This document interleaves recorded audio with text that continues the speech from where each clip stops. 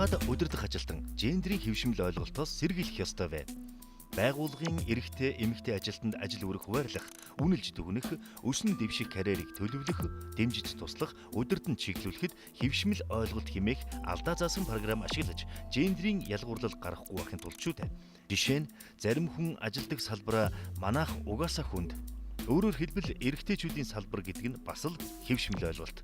Энэ нь эмэгтэйчүүдийн байгууллагада хөв нэмэр оруулах боломжийг хааж, хувь хүнийхээ хувьдж сэтгэл ханамж багтаа ажиллахад хүргэдэг. Хүүхэд настныг асрах ажлыг эмэгтэй хүний ажил хэмээн итгэдэг зарим удирдлага эрэгтэй ажилтныг хүүхэд гэр бүлийн асуудлаар чөлөө авах хүсэлд гаргахад таатай ханддаггүй. Эсвэл ажилтан өөрөө чөлөө хүсч чадахгүй хэцүү байдалд ордог. Жишээ нь та орой ажилд харах үед гинт хурал зарлан 18 цаг өнгөртөл үргэж ирсэн гэж бодъё.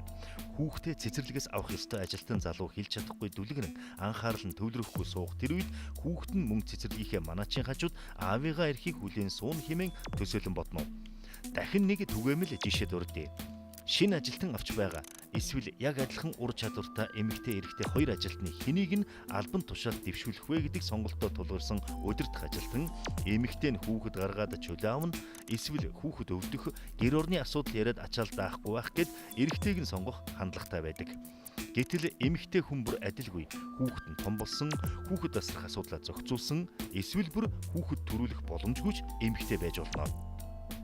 Гэтэл ажиллах урам зоригтой байсан эмэгтэйд ингэж хандсны үрээр нэг ажилтныхаа нөөц боломжийг бүрэн ашиглахгүй өнгөрөх нь танаа байгууллагад харамсалтай биш гэж үү?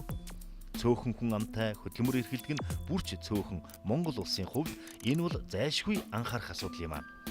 Та гендрийн асуудлаар мэдлэгтэй, мэдрэмжтэй бол бусдад үлгэрлэж, ажил амьдралын асуудлаа зөв шийдэхэд нь тусалж болно.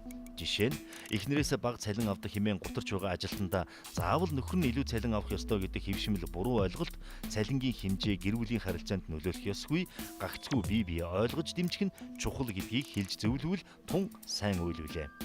Энэ мэдчлэн хэвшмэл ойлголт гэдэг нь байгууллагад санаандгүй байдлаар гендрийн ялгуурлан гадуурхал гарах шалтгаан болдог учраас удирдах ажилтан энэ тал дээр мэдлэгтэй, мэдрэмжтэй байвал өөрт нь төдийгүй ажилтан албан хаагчид байгууллага хамт олонны уур амьсгал, ажлын бүтээмжид эерэг нөлөөг бий болгоно.